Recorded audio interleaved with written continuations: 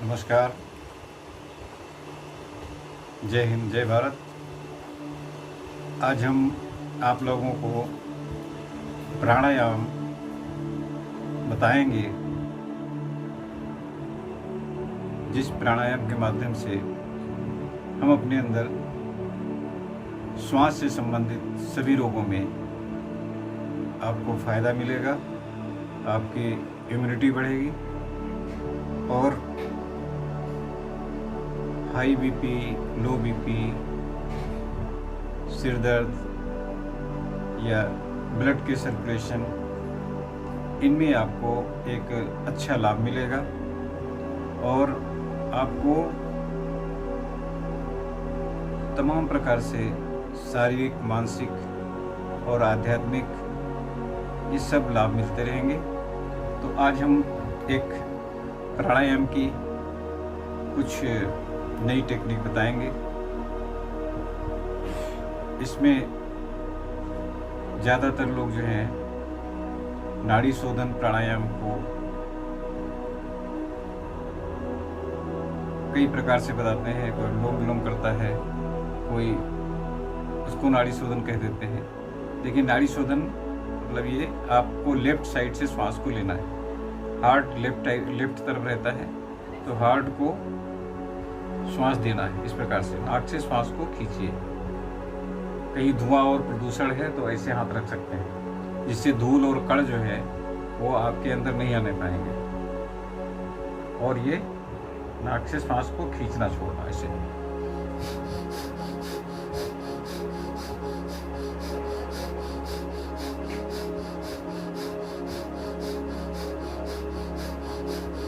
पेट खींचे रहना है। हाथ ऐसे लगाए रखेंगे तो कंडक्टर रहेगा। धूल जो है, धूल और कण यहाँ पर नहीं आने पाएगा, नाक में सीधे नहीं जाएगा। नहीं तो ऐसे करते हैं लोग, सीधे धूल और धुआं कुछ है वो आ रहा है मगज में। कम से कम जो कर सकते हैं उतना तो करें, जो सुरक्षा कर सकते हैं उतनी सुरक्षा को ध्यान में रखें। इस प्रकार से, फिर इस प्रकार से दूसरे हाथ से।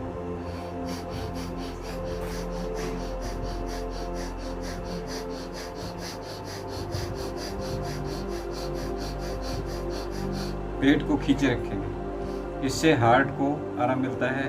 हार्ट को आप सपोर्ट करते हैं, हार्ट को हेल्प कर रहे हैं आप, ब्लड सर्कुलेशन में आप सपोर्ट कर रहे हैं। तो पूरे शरीर में ब्लड का सर्कुलेशन अच्छे ढंग से पहुंचता रहेगा और आपको जो है किसी भी प्रकार का इस प्रकार से कोई रोग नहीं आने पाएंगे। जैसे नाभि से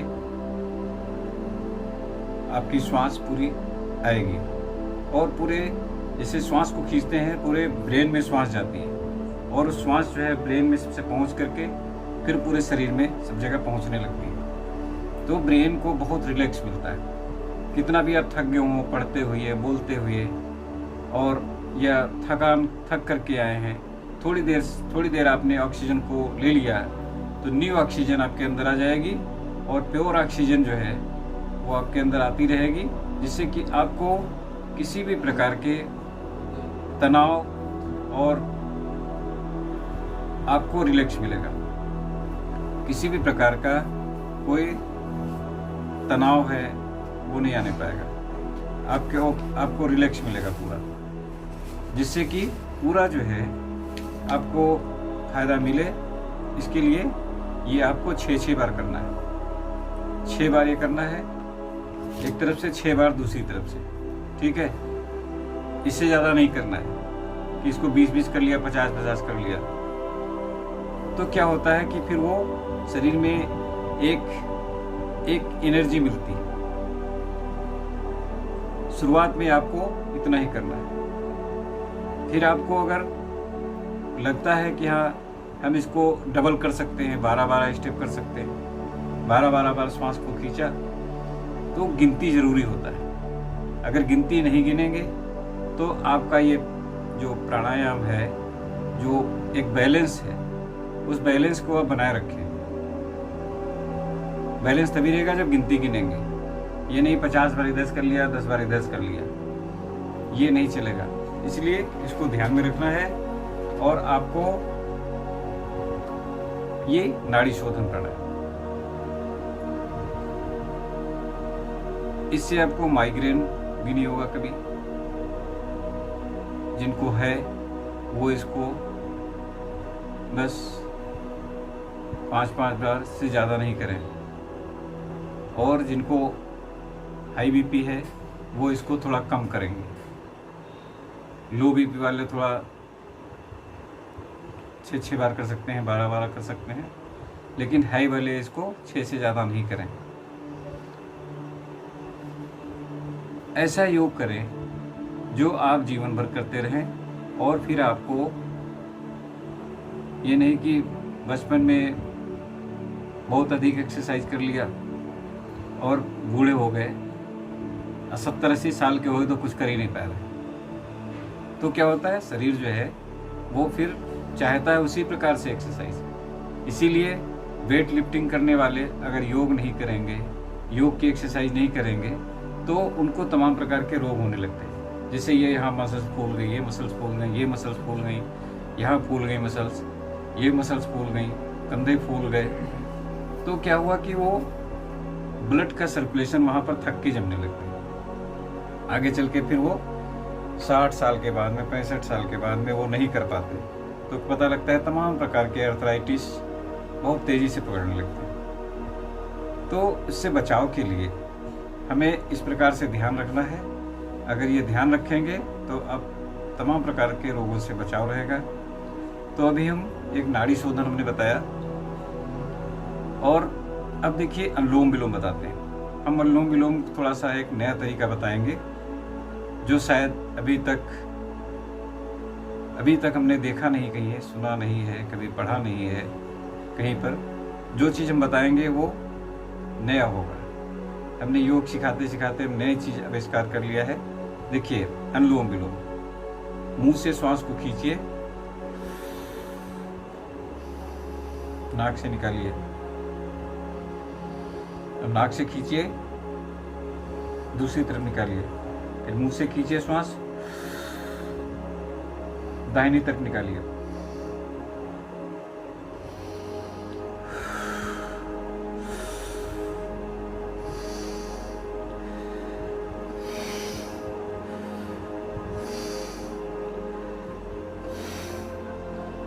मुंह से श्वास खींचना है और नाक से श्वास को बाहर निकालना है। पेट को पूरा खींचना है, जैसे कि श्वास को हम मुंह से खींच लिया, अब हम श्वास नाक से निकाल रहे हैं, तो पूरी श्वास नाक से निकलना चाहिए और पेट अंदर खींचना चाहिए। ऐसे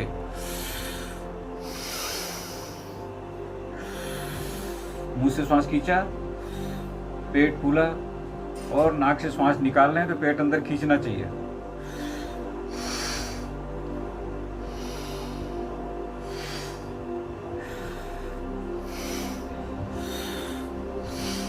इस प्रकार से मुंह से श्वास खींचेंगे, नाक से श्वास को निकालना है। प्रक्रिया वही करना है जो अनुलोम विलोम करते हैं। ऐसे ऐसे करते रहना है, लेकिन मुंह से श्वास खींचना है और नाक से अनुलोम विलोम को करते रहना है।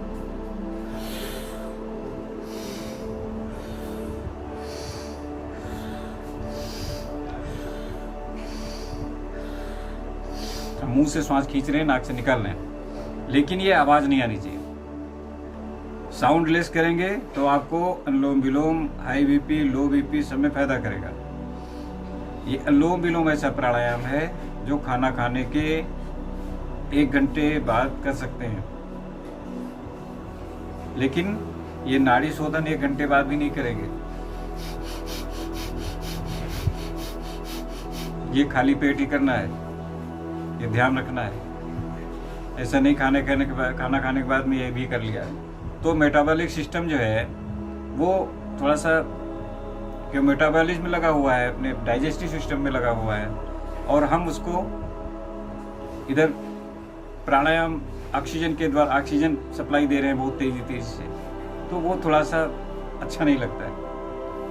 हाँ, ये बहुत पुराने अब अभ्यासी हो गए हैं, 1-2 साल अभ्यास हो गया है, तो आप थोड़ा कभी कर सकते हैं, लेकिन ये आवश्यक नहीं है। नाड़ी शोधन तो नहीं कर सकते, अनुलोम विलोम कर सकते हैं। हल्के से हल्के से, और कितनी शांति पूर्वक करें। अनुलोम विलोम करना है, ध्यान की अवस्था में जाने के लिए होता है।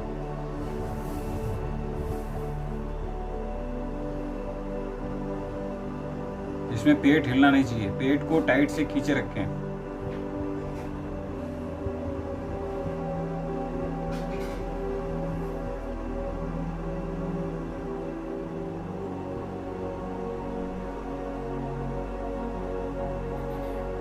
जब पेट को खींचे रखेंगे तो आपकी श्वास जो है नाभि में जितना जाना है उतना जाएगी, लेकिन बहुत तेजी से नाभि में श्वास नहीं भरेगी, पेट में श्वास नहीं भरेगी ज़्यादा, और पूरे शरीर में श्वास ऑक्सीजन के द्वारा पूरे शरीर में श्वास पहुंच जाएगी। प्योर ऑक्सीजन, शुद्ध ऑक्सीजन जो है आप थोड़ा सपोर्ट करेंगे तो शरीर को इम्यूनिटी पावर बढ़ाने में, शरीर इम्यूनिटी पावर तभी बढ़ती है जब हम ऑक्सीजन सही ढंग से ले रहे हैं और थोड़ा सा शारीरिक परिश्रम करना है।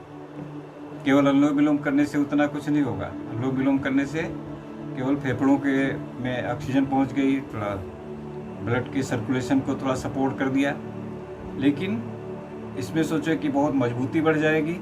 मजबूती जब भी बढ़ेगी जब आप कुछ हार्ड एक्सरसाइज करेंगे, वो हम आपको बताएंगे, समय समय पर बताते रहेंगे। और ये नाड़ी शोधन हुआ, अनुलोम विलोम हुआ। अब हम श्वास को अपनी मजबूत बनाए रखना चाहते हैं। इसके लिए आपको श्वास को नाक से खींचना है। नाक से श्वास खींच लिया और पेट खींच लिया। पहले तो पेट खींच लेंगे, उसके बाद नाक से श्वास खींचेंगे और गिनती गिनेंगे। पेट खींचना है तो नाभि से ऊपर के भाग को खींचना है, नाभि से ऊपर का भाग, नाभि से नीचे भाग को नहीं खींचना है। नाभि से ऊपर के भाग को खींच के रोके रखें। नाभि से ऊपर ऐसे खींच के रोकना है, जिससे पेट समतल रहेगा। और ऐसे खींचेंगे, लोअर एब्डोमेन खींचेंगे तो पेट ऊपर चढ़ाएगा, यहाँ उतना अच्छा नहीं होता। इसलिए नाभि से ऊपर के पेट को खींच के रोकें। ऐसे पेट को खींच के कितनी देर रोक सकते हैं, रोके रहें, आपका इम्यूनिटी पावर बढ़ेगा। इसको ज़्यादा से ज़्यादा देर तक 10 मिनट 20 मिनट नहीं, इसको आधा घंटा, घंटे भर रोकने की कोशिश करें। आपके अंदर इम्यूनिटी पावर बढ़ेगा। बहुत सरल एक्सरसाइज, निश्चित रूप से बढ़ेगा। पेट ढीला होने लगे जितना उतना खींचते रहो, ढीला होगा अपनी तरफ से, फिर खींचते रहो लगातार, कंटिन्यू खींचते रहो। जितना अच्छा लगता है उतना खींचते रहो आराम से, जिससे कि आपको श्वास से संबंधित कभी कोई रोग नहीं होने पाएंगे, पेट से संबंधित रोग नहीं होंगे। अपनी शक्ति को ऊर्ध्वगामी बनाए रखें। तो अभी हम नाड़ी शोधन, अनुलोम विलोम बताया मैंने, और अभी इसके बाद में फिर और नई एक्सरसाइज बताएंगे, जिसमें ध्यान से संबंधित बताएंगे। और ये नाड़ी शोधन हो गया, अनुलोम विलोम हो गया, इनका अभ्यास करें, जिससे कि आपको ध्यान में जाने की अवस्था। अब हम आपको ध्यान में जाने की अवस्था बताएंगे। नाड़ी शोधन प्राणायाम के बाद में, अनुलोम विलोम के बाद में आपको ध्यान में जाने की अवस्था। कैसे आप सरलता से ध्यान करें, मेडिटेशन, जिससे कि आपके अंदर जो शारीरिक और मानसिक शक्ति जो है वो अच्छी बनी रहे। कभी भी कोई तनाव, कोई थकान, और आपके अंदर आध्यात्मिक और आपके अंदर जो बौद्धिक क्षमता है, क्रिएटिव इंटेलिजेंस जिसको कहते हैं, सृजनात्मक बुद्धि, सृजनात्मक बुद्धि जो है वो आपके अंदर शब्दों का एक निर्माण और चयन और समाज में या परिवार में कभी भी किसी प्रकार का कोई तनाव है, उलझन है, कोई बात है, कोई चिंता है, तो उसका समाधान जो है ध्यान करने वाले बड़ी सरलता से उसका जो है हल निकाल लेते हैं और ये सामर्थ्य बढ़ती है। इसलिए ध्यान करने के लिए हमें बहुत कुछ ज़्यादा वो नहीं करना है कि बहुत ज़्यादा तन के बैठते हैं, ऐसा नहीं करना है। ऐसे ध्यान बैठे, ये अवस्था ठीक नहीं होती। आप तन करके बैठे हैं तो पूरी रीढ़, पूरी स्पाइन कड़ी है, मांसपेशियाँ पूरी कड़ी हो जाती हैं। अब आपको 20 मिनट लगातार ऐसे बैठना है तो पीठ कड़ी हो जाएगी, पूरा रीढ़, कंधे, स्पॉन्डिलाइटिस तक पकड़ लेगा। अगर आप टाइट से बैठेंगे, ऐसे और टाइट से कि ध्यान में बैठे, ध्यान में बैठने के लिए कितना आप रिलैक्स बैठे, पीठ को झुका लीजिए, पीठ को थोड़ा झुकाएंगे, रीढ़ को, स्पाइन को ढीला रखें, रिलैक्स, जिससे कि आराम से बैठ सकें। पेट को बस खींचना है, पेट को खींच लिया और पेट को खींच के रोके रखना है, पेट ढीला नहीं छोड़ना है, बस ये ध्यान रखना है। ध्यान की अवस्था में बैठे हैं, पेट को ढीला नहीं छोड़ना है। सिर को कभी कभी ऐसे रख सकते हैं, कभी सिर ऐसे भी रख सकते हैं, ऐसे कर लिया, कभी सिर को ऐसे कर लिया, रिलैक्स करने के लिए।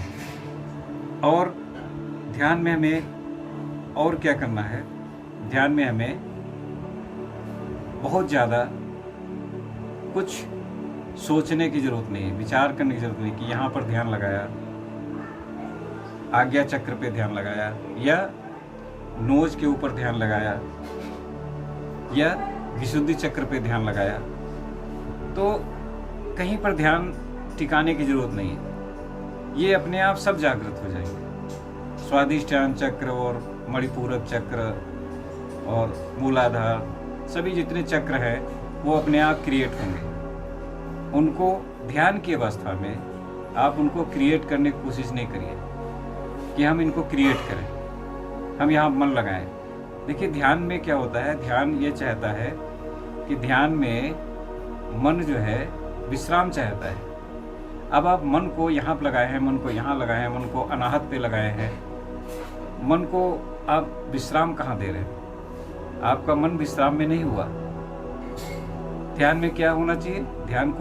ध्यान में क्या चाहता है मन को आप विश्राम दीजिए। जिस प्रकार से 24 घंटे जनरेटर चलता है और आप अगर उसको 1 घंटे रोज रेस्ट दे दें तो वो 1 महीने में 30 घंटे उसके बचेंगे, तो 30 घंटे उसकी लाइफ बढ़ गई। ऐसे ही शरीर, मन जो है हर समय काम करता रहता है। सो रहे हैं, कुछ समय ऐसा होता है कि सो रहे हैं, और कुछ समय ऐसा होता है स्वप्न आते हैं, कभी कभी ऐसा होता है। तो जो ध्यान करते हैं, ध्यान में जो बैठते हैं, तब हमें ये कुछ भी सोचने की जरूरत नहीं, बिल्कुल रिलैक्स बैठिए। और मन जो है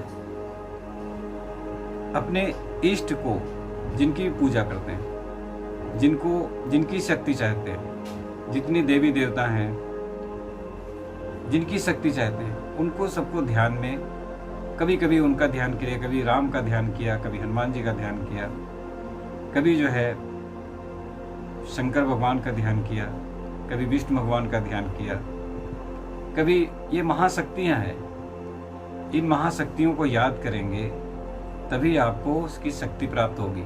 अच्छा, उनको याद ही नहीं करेंगे, मान लीजिए माँ बाप ने जन्म दे दिया और उनको याद ही नहीं करेंगे तो फिर फायदा क्या है? तो अगर उनको ध्यान रखेंगे तो फिर क्या होता है, आपको भी, आपके परिवार में आपके बच्चे ध्यान रखेंगे। यदि आप उनकी अवहेलना करेंगे, उनका ध्यान नहीं रखेंगे, तो फिर क्या होता है, वो फिर इसी प्रकार से भगवान शक्ति उसी को देते हैं। जैसी शक्ति आप चाहते हैं वैसे महापुरुषों को याद करें, वैसे महान व्यक्तियों को याद करें, वैसे महान देवताओं के संस्कार को याद करें। महान ये शक्तियाँ हैं, महाशक्तियाँ हैं, दिव्य शक्तियाँ हैं। इनको आप याद करेंगे तो आपके अंदर आचरण, व्यवहार और सुधार बहुत कुछ होता रहेगा, मिलेगा, शक्तियाँ मिलती है। जैसे हनुमान चालीसा है, उसमें एक एक शब्द जो है वो ज्ञान वर्धन के लिए होता है। तो इस ज्ञान वर्धन को प्राप्त करना चाहते हैं तो प्राप्त करिए, अन्यथा इधर उधर गलत सत्संग में रहना है तो गलत सत्संग मिल जाएगा, गलत चीज़ें मिल जाएंगी। लेकिन अगर अच्छे विचार आपके अंदर हैं तो गलत चीज़ जो है वो उससे आपको बचाव हो जाएगा और उससे बचे रह सकते हैं, फंसने नहीं पाएंगे। उससे पहले आप अलर्ट रहेंगे और भगवान बचाएंगे वहाँ से, और स्वयं आप बचने की कोशिश करिए। आपके अंदर विवेक है तो इस प्रकार से ध्यान में बैठना है। भगवान को, अपने इष्ट को याद कर लेंगे और बिल्कुल रिलैक्स बैठेंगे, बिल्कुल रिलैक्स। कभी हाथ को ऐसे भी रख सकते हैं, कोई इसमें आवश्यक नहीं है कि ध्यान में ऐसे ही बैठना है या ध्यान में ऐसे ही बैठना है। आप ध्यान में ऐसे भी बैठ सकते हैं, आप ध्यान में ऐसे भी बैठ सकते हैं, आप ध्यान में ऐसे भी बैठ सकते हैं। अपने इष्ट को याद कर लीजिए 4-5 बार, बस जिनकी शक्ति चाहते हैं। जैसे आज हम भगवान राम की शक्ति चाहते हैं तो राम के आचरण, व्यवहार, शक्ति और उनकी मर्यादा, उनकी जो भी है, जैसे लोग याद करोगे वैसी आपको शक्ति प्राप्त होगी। इसलिए सभी देवी देवताओं को जहाँ की शक्ति चाहते हैं वहाँ से शक्ति प्राप्त करें। तीर्थ स्थल है, वहाँ के दर्शन जहाँ किए हैं, तुरंत आपको वहाँ से शक्ति, जैसे बटन ऑन करेंगे ध्यान का, तुरंत वो वहाँ से शक्ति आपको प्राप्त हो जाएगी। वहाँ आप मन वहाँ पहुँच जाएगा। पेट को खींचे रखें, ऐसे आराम से बैठना है ध्यान में, बिल्कुल रिलैक्स। सिर ऐसे भी हो सकता है, थकान लगने लगे सिर ऐसे रख सकते हैं, ऐसे रख सकते हैं सिर। इसमें कोई वो नहीं है कि हम सिर ऐसे क्यों करना है, ध्यान में बैठे हैं तो कर सकते हैं, बस आराम रिलैक्स से बैठे रहिए। कभी कभी ऐसी सामर्थ्य आएगी आपके अंदर कि आप बिल्कुल 20 मिनट आराम से ऐसे बैठे रह सकते हैं। ये अभ्यास हमने स्वयं किया है, इसलिए हम बता रहे हैं, केवल अपने मन से नहीं बता रहे हैं कि बस ऐसे ही कह दे रहे हैं। हमने 1-1 घंटे ध्यान किया, ध्यान बैठते थे, रोज़ नियम से बैठते थे। परम पूज्य महर्षि महेश योगी जी की संस्था में हमने ध्यान सीखा और इस ध्यान ज्ञान के माध्यम से जो वहाँ पर ज्ञान मिला, विश्व में अद्वितीय ज्ञान अगर कहीं है तो परम पूज्य महर्षि महेश योगी जी की संस्था में है। उनके वीडियोस, उनके चैनल आप देखेंगे तो आपको वैज्ञानिकता के आधार पर आपको ध्यान की अवस्थाएं मिलेंगी और ध्यान की अवस्थाएं सबसे अच्छी है। वैसे भी जो भी ध्यान है वो सब अच्छे हैं, लेकिन ये ध्यान सबसे उत्तम है, बिल्कुल बहुत अच्छा है। कोई चीज़ को सोचने की जरूरत नहीं। अगर सोचते रहेंगे तो आपको मन को विश्राम नहीं मिलेगा और आपके नर्वस सिस्टम पूरे इसी में लगे रहेंगे। नर्वस सिस्टम थकान महसूस करेगा तो आपको, आपके अंदर ना नर्वस सिस्टम को आराम मिला, ना मन को आराम मिला, ना शरीर को आराम मिला। तो अपने बॉडी के स्ट्रेन को कम कर सकते हैं और मन के स्ट्रेस को कम कर सकते हैं। मन में जो स्ट्रेस होता है, तनाव है, ग्रंथियां हैं, वो आपके अंदर रिलीज हो जाएंगी, रिलैक्स हो जाएगी। इस प्रकार से ध्यान बैठने से आपको सुख और शांति का अनुभव होगा और भावातीत ध्यान हो जाएगा, जो भाव से परे अपनी चेतना को ले जाना है। अपने कॉन्शियसनेस को उस अवस्था में बनाए रखें, दिव्य अवस्था में, जो आपके अंदर अद्भुत ज्ञान और अद्भुत शक्ति, अपार अखंड अनंत ज्ञान का भंडार है, सागर है। उस सागर से आप संपर्क करें, उस ध्यान के द्वारा उस दिव्य स्रोत से संपर्क करें। अनंत शक्ति भगवान ने मनुष्य के अंदर दे रखी है और उसी शक्ति का परिणाम है कि जितना विज्ञान है जो है वो अगर सही दिशा में है तो मानव जाति के लिए ठीक है। अगर वो गलत दिशा के आधार पे ज्ञान हुआ तो मानव समाज को ही उसका कष्ट और कभी आराम भी मिलता है वो विज्ञान से, और ज़रा सा असावधानी से उसका नुकसान भी कुछ कभी कभी मिलता है।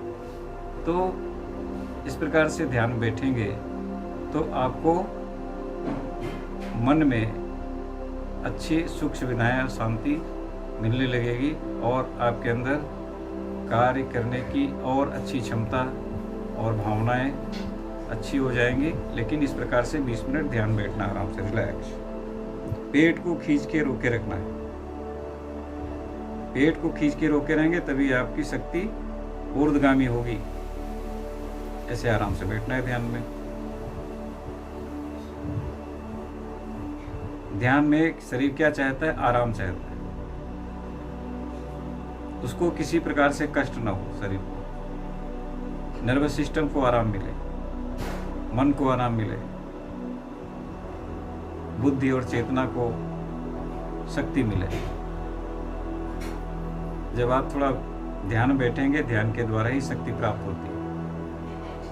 और इस ध्यान की अवस्था में आप कोई भी मीटिंग कुछ है, कोई भी पढ़ाई लिखाई है, उसका भी ध्यान कर सकते हैं कि आज हमने क्या पढ़ा है, क्या चीज़ और क्या मीटिंग करना है, क्या बोलना है, क्या कहना है और कैसे, क्या हमने गलती की, क्या हमें सुधार करना चाहिए।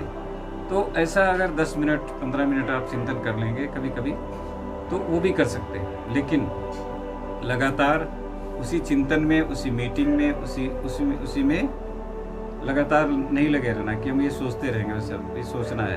हाँ, सोच सकते हैं, लेकिन और कोई ज़रूरी विचार भी आ सकते हैं। तो ज़रूरी विचार आ गए, उन पर ध्यान दे दीजिए और हाँ ठीक है, बाद में देख लेंगे, अभी ध्यान में बैठे। ऐसे विचार से कह दीजिए, हाँ ठीक है, ये विचार अच्छा है और इसको बाद में देख लेंगे। कोई ज़रूरी विचार भी हो सकता है, आवश्यक विचार हो सकता है, उसको हम ज़बरदस्ती भगाएंगे नहीं विचार को। और कोई भी शोरगुल, कोई भी फ़ोन आ गया, उसको हम व्यवधान नहीं मानते, कोई भी तनाव नहीं मानते उसको कि फ़ोन आ गया, कहीं घंटी बज गई, कोई डिस्टर्ब कर रहा है तो उसको हम व्यवधान नहीं मानते। वो थोड़ा सा देख लिया, समझ लिया क्या है और फिर हम ध्यान में बैठ गए। तो ध्यान में जो है तनाव मुक्त होने की एक अच्छी परंपरा है। लेकिन अगर कोई ज़बरदस्ती आपको तनाव दे रहा है तो हम ये भी नहीं कहते हैं उस तनाव को आप सुनते रहें, झेलते रहें। वो भी आप कोशिश करें कि उसको कैसे हम ठीक कर सकते हैं, कैसे सुधार कर सकते हैं, उसको भी देखना जरूरी है। अगर कभी कोई तनाव कर रहा है, कोई उलझन कर रहा है, कोई घबराहट पैदा कर रहा है, तो उससे लड़ने की भी सामर्थ्य होना चाहिए। तो ध्यान में से बैठेंगे तो सब कुछ संभव होने लगेगा। इसलिए 20 मिनट इस प्रकार से ध्यान में बैठने की आप अपनी क्षमता बढ़ाएं, अपनी शक्ति बढ़ाएं। तो इससे क्या होगा कि आपको हाई बीपी, लो बीपी ये तो कभी होने नहीं पाएगा। ये वैज्ञानिकों ने भी अध्ययन किया। आपकी आयु निश्चित रूप से बढ़ती रहेगी, आपके सेल्स, न्यूरॉन्स जो हैं वो अच्छे हो जाएंगे, प्यूरिफाइड हो जाएगा, किसी प्रकार का तनाव, थकान शरीर में नहीं रहेगा और आप बिल्कुल रिलैक्स, आराम से अपनी लाइफ को अच्छा बना सकते हैं, अपनी आयु को बढ़ा सकते हैं। व्यक्ति के अंदर सामर्थ्य है कि वो 15 वर्ष आयु को अपनी बढ़ा सकता है। जो भी हाथ में लिखा है, जो भी कुछ है, उससे 15 वर्ष अगर योग साधनाएं करते हैं तो 25 वर्ष आप अपनी उम्र को बढ़ा सकते हैं। लेकिन संयम को ध्यान में रखना होगा। जो संयम ब्रह्मचर्य का पालन रखेंगे उन्हीं के अंदर शक्ति बनी रहेगी और खाने पीने का अच्छा सात्विक आहार आवश्यक है। इन्हीं सब बातों के साथ आपको सबको आभार व्यक्त करता हूँ। इस वीडियो के माध्यम से जो अच्छी बातें लगे उनको आप ग्रहण करें। धन्यवाद। जय हिंद, जय भारत।